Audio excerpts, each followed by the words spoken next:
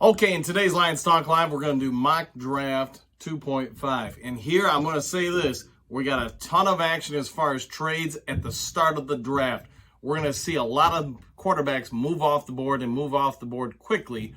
So how is that going to benefit the Detroit Lions? I think it's a huge win. So we're going to get into all that and maybe just a little bit more in today's Lions Talk Live.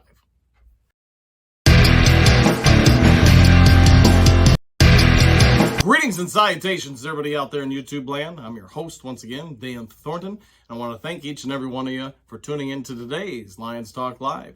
If you haven't yet subscribed to Lions Talk, please consider doing so. It'll take you maybe a moment and a half. Hit the subscription button, leave a thumbs up, and maybe even a few comments in the section below. Now, in today's Lions Talk, like we talked about in the intro, we're going to project a number of trades at the start of the draft.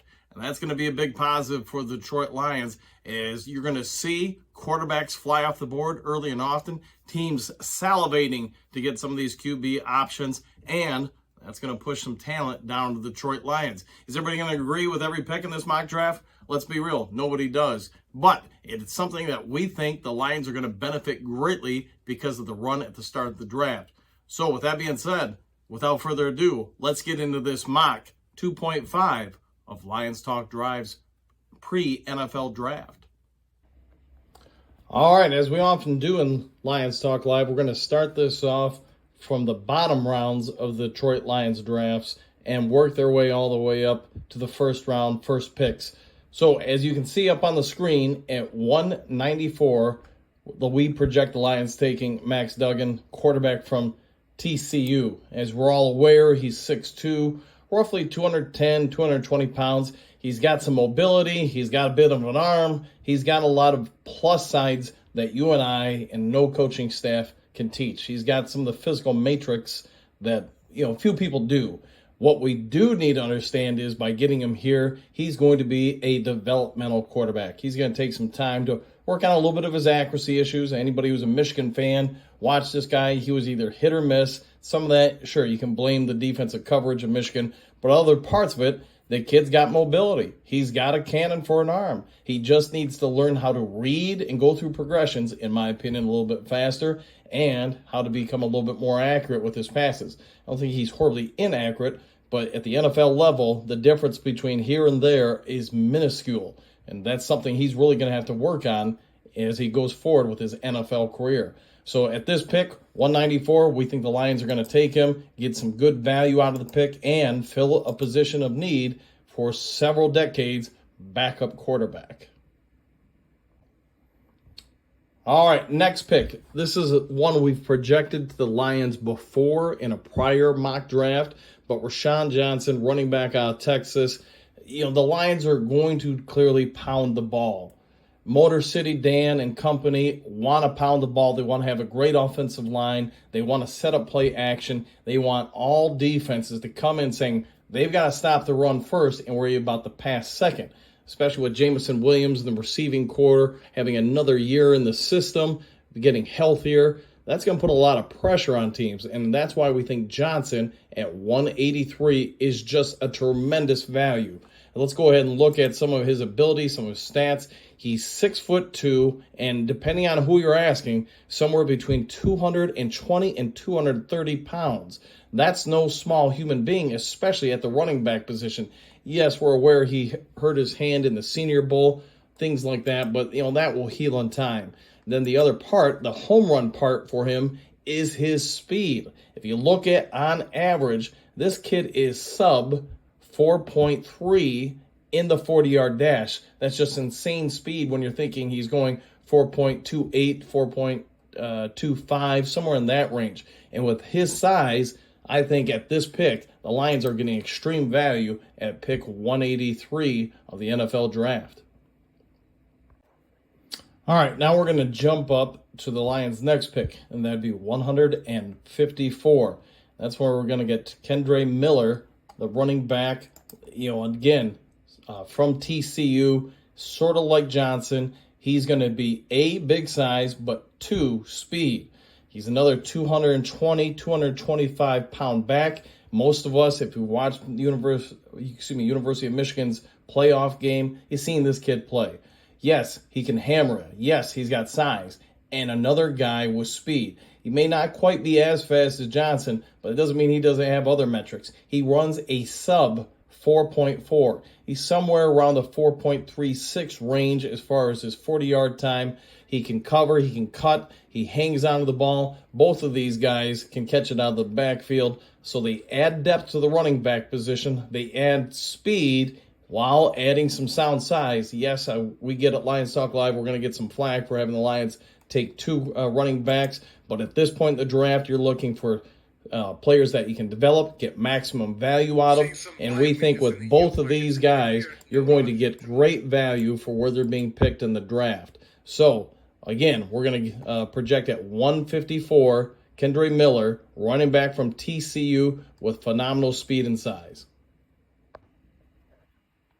Okay, let's move on to the next pick, and that's going to be pick 81 for the Detroit Lions. And here we targeted somebody, we really debated a couple different routes. We did debate backup quarterback. We debated this, that, and the other thing. We talked about maybe Jake Moody. But at the end of the day, we selected at number 81, Jack Campbell, linebacker from Iowa. Yes, he does not have ideal speed. His 40-yard dash is roughly a 4.7. But you look at his instincts, you look at his size at 6'5", 240, 250 pounds. What he does is he commands the middle of the field pretty well. He reads incredibly well. He tackles, he wraps up. People don't get away. He's probably somebody you're not going to have in on a ton of third downs unless it's third and short. We just think the Lions are going to have better options there. But on first and second down, you want a little bit of depth. You want somebody you can develop. You think this guy can give you better return on investment. Then I think this is a sound move here for the Detroit Lions for the defensive side of the ball. He had 59 solo tackles last year, a sack, 2 picks, forced fumble. Again, it's college, so it is different. But if he can somehow maybe shed a few pounds, pick up that speed just a little bit, I think he could come in here and maybe by the second year do some great things for the Detroit Lions. So at pick 81, Jack Campbell, linebacker from Iowa, comes on board to the Detroit Lions. All right, now we're going to move up into the second round, and Lions pick 55, the last of the second round picks. And this will be no stranger to anyone who's watched Lions Talk Live. Eli Ricks, cornerback from Alabama. I've talked about him ad nauseum. I think I've had the Lions take him in virtually every mock draft I've ran except one. And the reason why is simple. He plays the way the Lions are going to play. He's going to come up and press. He's going to be physical and run support. He's got the length and the recovery speed that on the presses, when someone gets by him, he can close the gap and quickly, while with his arm width, his size, he can help negate passes as they come in over the top. He really will make it where quarterbacks have to hit perfect passes on the press to get it over the top. Now, quick releases, slants, and stuff like that, we'll see how he handles that at the next level. But as far as releasing people up the sideline and then not having to rely on safety over the top all the time, I think Ricks is ideal for the Lions setup, how they want to play, what Aaron Glenn demands out of his coverage unit, how they play run support, how they read screens, and more importantly, how they are physical with big and small quick receivers at the NFL level. So 6'2", roughly 190, 200 pounds. Eli Ricks, once again, coming to the Detroit Lions, this time without any trade scenarios. He's coming in at this spot in the NFL draft, which we know the Lions are going to have 2 picks here. So we do think that they're going to get great value here at pick 55 of the second round. All right, continuing on with the old second round, we're going to move up to pick 48 here. We're going to have the Lions addressing the offensive line. I think we've got a strength here in the offensive line, and there's no reason for Dan Campbell, Brad Holmes, etc. to want to let it slide down at all and not be as strong as it was a year ago, perhaps even improving it. So here at pick 48 of the second round, John Michael Schmitz, offensive lineman out of Minnesota, is going to come on board. If you're unfamiliar with this guy, let's look at him. He's 6'4" and roughly 320 pounds. I actually think he's probably a little closer to the 335, 340, but we'll wait and see, I guess, on draft day once they measure him out. Either way, he's going to have the arm length that we all desire. He's got desirable hand size. He's got power in the upper body and lower body. And more importantly, he's going to be able to come in on a rookie contract for a number of years and more than likely fill that right guard spot. That means that we won't have to go out and get someone like a Ben Powers, which, I would still love for the Lions to snag someone like him in free agency or re-sign Evan Brown, even though we know he's more or less a center, but we're going to need Evan Brown to play guard. Whatever it may be, it's an opportunity to perhaps upgrade the position while save on some salary cap and then use those savings at other positions. As I'm sure if you watch Lions Talk Live, you're aware we're projecting the Lions are going to go after a couple people like Ben Powers or Deron Payne. So whatever it may be, this seems like a win-win scenario for the Detroit Lions, and that's why here at the first pick of the second round for Detroit, we got John Michael Schmitz coming to the Detroit Lions. All right, now we're going to move up to pick 18 in the first round. Lions did have a couple trade offers. We projected at pick 18, and as well as other spots in the draft, but we did not take them in this mock draft scenario. So as you're seeing on the board, Christian Gonzalez, the big corner out of Oregon, comes on in at pick 18 to the Detroit Lions.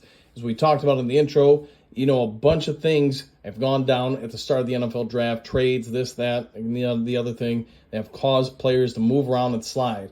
Quarterback-hungry teams have stepped up in unison in this mock scenario to really go up and get their potential franchise quarterbacks. But because of that, that's moved other people down the boards. Yes, Gonzalez could go off the board much sooner than this, but, again, if he's gone earlier than somebody else falls, either way, the Lions get a position of need, a fast, big corner, much like Rick's, 6'2", a little over 200 pounds. He's going to be able to play that press that the Lions want. He's going to be able to help out and run support, and he's got speed all over the place. So he's going to be able to really help that secondary that struggled at times last year. So by adding him, I got another target, another person to get up there and press, another big body to help deny lob passes, over-the-top passes, etc. down the sidelines, that we're not as reliant as safety over-the-top help. We think this makes sense. Gonzalez fits a position of need, a position of desire, and at pick 18, probably very good value. All right, well, with 18 off the board, now we're up to pick number 6 overall, and you can see the top 5 picks, what has happened and taken place. So let's walk through this real quick. C.J. Stroud goes number 1 overall with the Colts. The Colts trade up with the Chicago Bears to obtain this pick. We're not going to go through everything that we believe they gave up. Let's just say that they got enough to make it happen. So Colts wanted their guy. That's who they wanted. They didn't want Bryce Young. They went up and got him. That leaves the Texans to go ahead and take Bryce Young at number 2. And here's the next one that we're sure you're all going to debate about.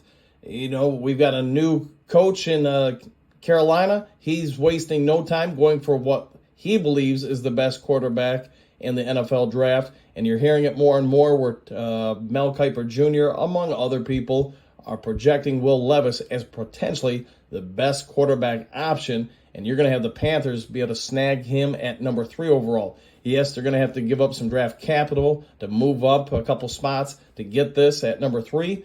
But that also means at number 4, this is something I'd love to hear your guys' thoughts on. Chicago Bears are going to take a defensive player, Will Anderson Jr.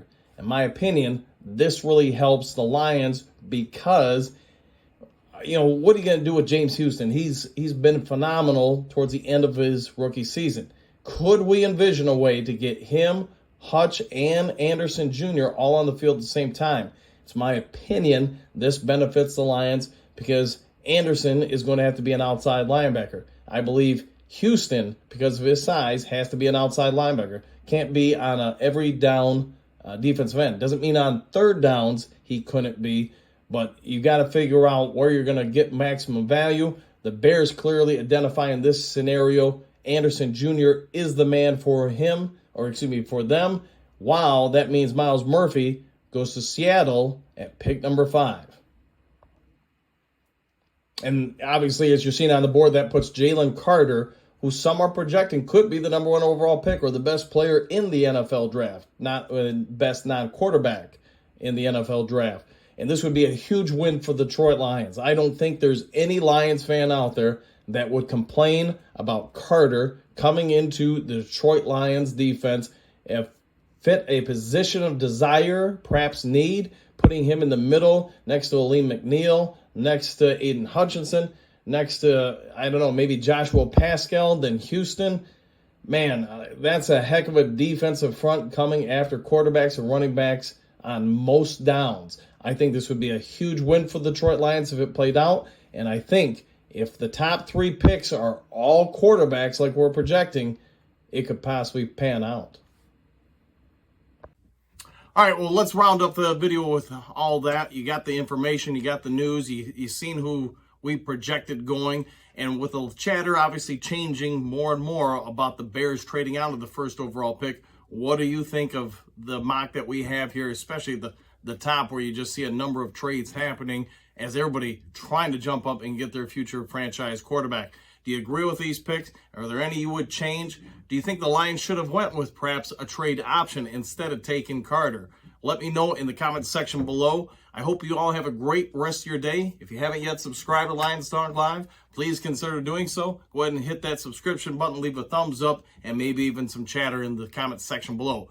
Take care, enjoy the rest of your Wednesday, and we'll see you soon on another Lions Talk Live.